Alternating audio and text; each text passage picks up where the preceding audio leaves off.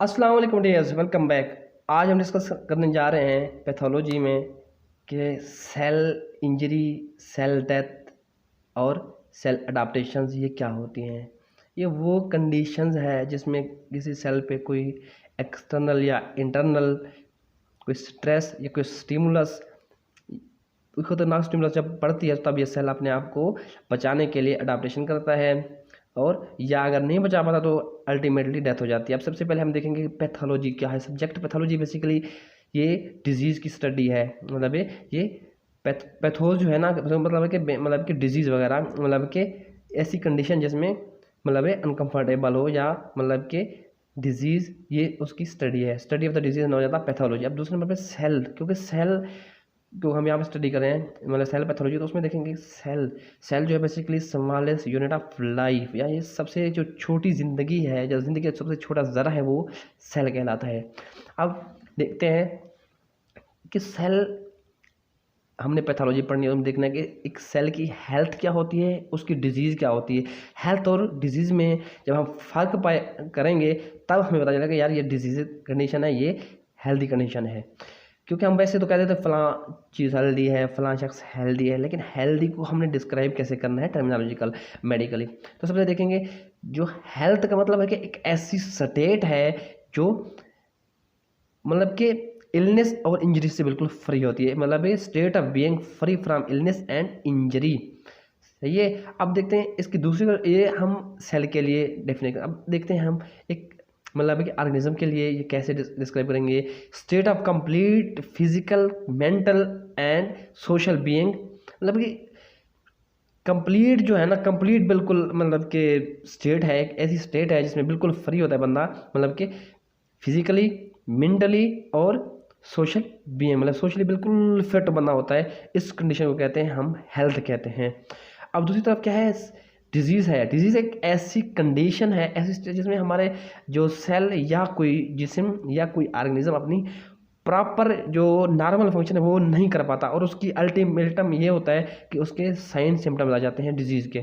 अब क्या है, state of impaired normal functioning that manifested by the sign and symptoms. ये डिजीज़ एक ऐसी कंडीशन है। सही है। डिजीज़ में क्या होता है कि हमारा जो सेल के नॉर्मल फंक्शन है वो डिरेंज हो जाते हैं, वो अपने आप को मतलब कि उनसे बिल्कुल मतलब कि वो हट जाता है अपने नॉर्मल फंक्शन से। अब देखते हैं सेल डेथ क्या होता है। जब हमारा सबसे पहले नॉर्मल सेल था, हेल्थ थी, अब डिजीज़ है, अब नॉर्मल सेल हो गया, अब डिजीज़ के साइन सिम्टम्स होंगे। अगर हम डिजीज़ को प्रॉपर मतलब कि उसको क्योर नहीं कर सकते तो अल्टीमेट क्या होता है, सेल के हमारा डेथ हो जाएगा, सेल हमारा डेड हो जाएगा। अब सेल डेथ क्या होता है, सेल डेथ जो है event of the cell that ceasing to carry out its normal functions.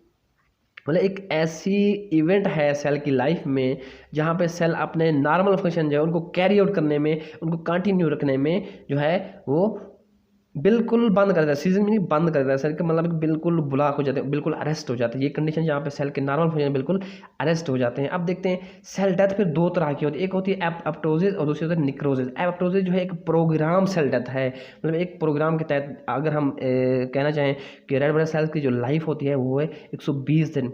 तो 120 दिन के बाद ऑटोमेटिकली जो सेल जो है वो डेथ में चला जाता है। अब दूसरे नंबर पे है निक्रोसिस। निक्रोसिस एक ऐसी सेल डेथ है, वो एक्सीडेंटल सेल डेथ है, मतलब कोई उसका प्लान नहीं होता मतलब ऑलरेडी। अब निक्रोसिस कब होती है, ये निक्रोसिस अगर हम एक एग्जांपल लें, अगर किसी बंदे को कोई चींटी वगैरह या कोई मतलब इंसेक्ट वगैरह काट ले, या कोई मतलब कि कोई डॉग वगैरह कोई ये काट लेते, तब जो है हमें ये निक्रोसिस होती है हमारे सेल की, हमारे सेल जो है वो ख़त्म हो जाते हैं। इसके अलावा ये बहुत सी कंडीशन है, कोई मतलब कि वो इंजरी हो जाती है, जैसे एक्सीडेंट वगैरह हो जाता है, तब भी हमारे सेल की निक्रोसिस इस तरह हो जाती है। अब प्रोग्राम सेल डेथ में क्या होता है, एपोप्टोसिस होता है, और दूसरी जो एक्सीडेंट है उसमें क्या होता है, निक्रोसिस होता है। दोनों इनमें डिफरेंस। अब देखते हैं कि सेल की अडाप्टेशन क्या होता है। जब सेल को कोई मतलब कि ऐसी स्टेट से गुजरना पड़ता है जो उसके लिए लाइफ के खतरा होता है, तो डेंजरस होता है, तब सेल अपने आप को उससे बचाने के लिए कुछ ना कुछ कोशिश लाजमी करता है। जिस तरह हम अपने आप को अगर देखते हैं कि हमारे सामने कोई मतलब ऐसी खतरनाक कंडीशन बनी तो हम कुछ ना कुछ करने के लिए भाग दौड़ करते हैं अपने आप को बचाने के लिए। तो इसी तरह सेल भी अपने आप को बचाने के लिए एक प्रोग्राम के थ्रू गुजरता है, एक अपनी मतलब के सेफ्टी करता है। तो इसमें ये सेल अडाप्टेशन करता है। सेल अडाप्टेशन वो कंडीशन है जिसमें एक न्यू स्टेट में चला जाता है ताकि अपने आप को, अपने मतलब स्ट्रक्चर को, अपने फंक्शन को कंटिन्यू कर सके या बचा सके। तो अब इस क्या है, cell adaptation, achievement of a new steady state that preserving viability, mean कि उसकी मतलब कि अपीयरेंस या उसकी मतलब कि जो एबिलिटी वगैरह मतलब एक फंक्शन स्ट्रक्चर रखने की वो एंड फंक्शन, मतलब कि एक ऐसी सेल एडाप्टेशन वो चीज़ है या वो स्टेट है जिसमें सेल अपने आप को एक न्यू कंडीशन में ले जाता है ताकि अपने आप को एक मतलब कि ज़िंदा रख सके, सही लाइव रख सके और अपने फंक्शन कंटिन्यू कर सके। जिस तरह हम एग्जांपल लेते हैं कि हमारे स्केलेटल मसल्स हमारे मूवमेंट कराते हैं, जब हम एक मिसाल लेते हैं कि अभी हम इनको मतलब कि वो एक्सरसाइज कर रहे होते हैं तो वहाँ पे हमारे इन मसल्स पे इनके सेल्स पे बहुत प्रेशर आता है, एक्सटर्नल स्टिमुलस होता है, हम वर्कआउट कर रहे होते हैं तो ये सेल फिर अपने आप को टन में बढ़ाते हैं, अपने मैस को बढ़ाते हैं, तो ये होता है हमारा हाइपरट्रॉफी हो जाती है मतलब इनके, तो फिर अपने आप को ये मोटा कर जाते हैं। एक बंदे को देखे जो एक्सरसाइज करता है और एक दूसरा बंदा जो एक्सरसाइज नहीं करता, तो दोनों में डिफरेंस ये होता है। और ये कब होता है, ये सेल अपने आप को अडाप्ट कर लेता है। अब देखते हैं कि आगे एटियोलॉजी क्या होता है सेल की। अब एटियोलॉजी जो वो कंडीशन है जिसमें कोई डिजीज़ काजेज होती है, डिजीज़ की जो काजेज है उसको कहते हैं एटियोलॉजी।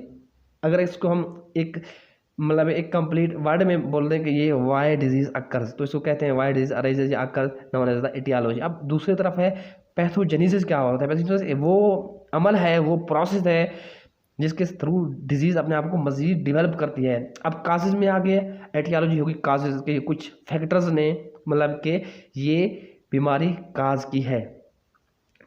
फैक्टर्स में जिस तरह हम काजेज देखें तो कोई मतलब इन्फेक्शन वगैरह हो गया, कोई ट्रॉमा वगैरह हो गया, कोई एक्सीडेंट वगैरह या कोई जेनेटिकली या इम्यून सिस्टम की खराबी की वजह से कोई डिजीज होती है, उसको ये होती है एटियोलॉजी। अब दूसरे नंबर पे पैथोजेनेसिस। पैथोजेनेसिस बेसिकली डिजीज़ की जो प्रोग्रेशन है या डिजीज़ की डेवलपमेंट है उसको कहते हैं pathogenesis. Pathogenesis mean progression of the disease या हाउ डिजीज़ डिवेल्प्स। अब देखते हैं हम मजीद कि हमारी डिजीज़ किस तरह डेवलप होती है, उसमें कौन कौन से स्टेप्स होते हैं। अब स्टेप्स देखने के लिए हम देखेंगे यहाँ पे कि steps that in the evolution of the disease के एवोल्यूट होने में कौन कौन से स्टेप्स आते हैं। सबसे पहले होता है एटियोलॉजी, मतलब काजेज ऑफ द डिजीज़।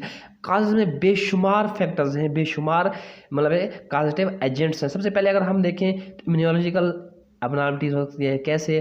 जब हमारा इम्यून सिस्टम प्रॉपर मीन के फंक्शन करने में नाकाम हो जाता है तो तब ये इम्यूनोलॉजिकल प्रोसेस होते हैं। फिर आगे हम जाके मजीद ये हम पढ़ेंगे डिटेल में। अब दूसरे नंबर पे कि हमारा कोई जेनेटिक अबनॉर्मलिटीज आ सकती है, वो इनहेरिटेड भी हो सकती है, एक्वायर्ड भी हो सकती है, और इसके अलावा हमारा कोई इन्फेक्शन वगैरह हो सकता है, वायरल, बैक्टीरियल से ये प्रोटोजोअल, फंगल, बहुत सारे इन्फेक्शन है उनकी वजह से हो सकता है। उसके बाद टॉक्सिन वगैरह है, इनकी वजह से हो सकता है, जिस तरह मतलब कि कार्बन मोनोऑक्साइड वगैरह हो गई, इस तरह लीड वगैरह, लीड पॉइजनिंग वगैरह जिस तरह हो गया, लिथियम वगैरह, ये सारे टॉक्सिन है। इसके अलावा हम देखें कि मतलब कि न्यूट्रिशनल इम्बेलेंस वगैरह हो सकता है। अगर न्यूट्रिशन सही तरह सेल को नहीं मिल रहा, उसको ऑक्सीजन वगैरह, उसको मजीद जो मतलब कि ग्लूकोज वगैरह ये सारा कुछ नहीं मिल पाया, तब भी सेल की डिजीज़ काज हो सकती है। इसके अलावा ट्रॉमा वगैरह कोई एक्सीडेंट वगैरह होता है, ये तब होती है। अब देखते हैं नेक्स्ट स्टेप क्या होता है।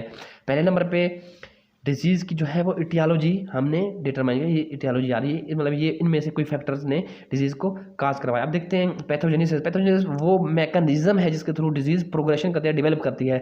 इसमें फिर क्या होता है, इसमें जो दो चेंजिंग आती है, दो मतलब के मैकेनिज्म, एक बायोकेमिकल जिसमें हमारा जो सेल का अंदर का फंक्शन वगैरह होता है वो चेंज हो जाता है। सेल के अंदरूनी जो मतलब के सेंटर है, डीएनए वगैरह, ये आरएनए वगैरह, ये सारी प्रोटीन्स और ये सारे जो मतलब के सेल को मैनेज कर रहे हैं अंदर से फंक्शन कर, वो उनमें चेंजिंग हो जाती है। दूसरे नंबर पे सेल का स्ट्रक्चर चेंज है। सेल अपने आप को मतलब कुछ इस तरह मतलब उसके ऊपर असरअंदाज होता है कि सेल का जो स्ट्रक्चर है वो सही तरह से मेंटेन नहीं रख पाता। अब ये मैकेनिज्म पैथोजेनेसिस हो गया। अब तीसरे नंबर पे आता है कि कुछ इसके बाद कुछ चेंजिंग आपको मालूम होगी, कुछ चेंजिंग हमने डिटेक्ट करना है। उसमें क्या होता है, सेल की फंक्शनल चेंजिंग में फंक्शन भी कुछ मतलब के डिरेंज हो गए, फंक्शन भी मतलब के एबनॉर्मल हो गए। उसके बाद मार्फोलॉजी सेल की जो अपीयरेंस है वो भी कुछ बिगड़ गई। उसके बाद मालिक्यूल वगैरह मतलब सेल के अंदर के जो मालिक्यूल वगैरह हैं, मतलब के सेल के डीएनए वगैरह, आरएनए वगैरह, प्रोटीन्स वगैरह, इन सब में ये चेंजिंग वगैरह आ जाएगी। उसके बाद ये जो अबनॉर्मलिटीज़ वगैरह होते हैं ये सेल और टिश्यू में जैसे होंगी तो कुछ ये हमारा नॉर्मल फंक्शन जो है वो चेंज हो जाता है और उसकी अपीयरेंस वगैरह चेंज होते हैं, मतलब कि मार्फोलॉजी हो जाती है। अब नेक्स्ट स्टेप क्या है, नेक्स्ट स्टेप में हम देखेंगे कि वो डिजीज़ अल्टीमेटली हो गई, क्योंकि ये जो हमने मतलब कि सेल को नहीं बचा पाया, सेल ने मतलब कोशिश भी की तो सेल वो है इन कंडीशन से सही तरह से नहीं निपट पाया, तो अल्टीमेटली डिजीज़ काज हो जाएगी। अब डिजीज़ में क्या होता है कि डिजीज़ जो है एक वो कंडीशन है, ये मैनिफेस्टेशन है सेल की फंक्शनल मॉर्फोलॉजिकल और मॉलिक्यूलर चेंजेज की जो मैनिफेस्ट करते हैं उस बीमारी की, उस डिजीज़ की साइन सिम्टम्स। तो ये हमारा होता है कि मतलब कि डिजीज़ तब अपने आप को शो कराती है साइन सिम्टम्स में, अल्टीमेटली डिजीज़ काज हो जाती है। तो ये हमारे 4 स्टेप्स थे। सबसे पहले डिजीज़ में एटियोलॉजी होती है, कोई ना कोई वजह होती है तब डिजीज़ होती है। दूसरे नंबर पे फिर मज़ीद डिजीज़ जब कोई फैक्टर ने मतलब कंट्रीब्यूट किया तब डिजीज़ आगे प्रोग्रेशन करती है, आगे आगे अपने आप को डेवलप कराती है। तब फिर नेक्स्ट में फिर उस प्रोग्रेशन के मतलब के मुकाबले में फिर आगे कुछ चेंज हो जाती है। सेल के फंक्शन वगैरह, उसकी अपीयरेंस वगैरह, उसके मॉलिक्यूलर वगैरह, ये सब कुछ चेंज होना स्टार्ट हो जाती है। अब चेंजिंग के आगे मीन के आउटपुट जो होता है, रिजल्ट जो होता है, उसमें फिर डिजीज़ हो जाती है। तो ये सारा था कि एक सेल की जो है नॉर्मल सेल की हेल्थ से लेके उसकी डिजीज़ तक हमने पढ़ा कि पैथोलॉजी क्या होता है, सेल क्या होता है, सेल की हेल्थ क्या है, हेल्थ को हम कैसे डिस्क्राइब करना है, डिजीज़ क्या होता है, सेल की डेथ वगैरह क्या होती है, उसमें एपोप्टोसिस क्या होता है, निक्रोसिस क्या होता है, सेल की फिर मज़ीद अडाप्टेशन वगैरह क्या होती हैं, सेल में फिर एथियोलॉजी क्या चीज़ है, पैथोजेनेसिस क्या चीज़ है। हमने देखा कि फिर सेल में वो कौन कौन से स्टेप्स होते हैं जिसकी वजह से डिजीज़ अकर होती है। I hope you have understand. If you have any inquiry, any question about this, you can make comment. Inshallah I will make my best to clear your concepts. अब मिलते हैं नेक्स्ट वीडियो में, तब तक अपना ख्याल रखिएगा। अल्लाह हाफिज़।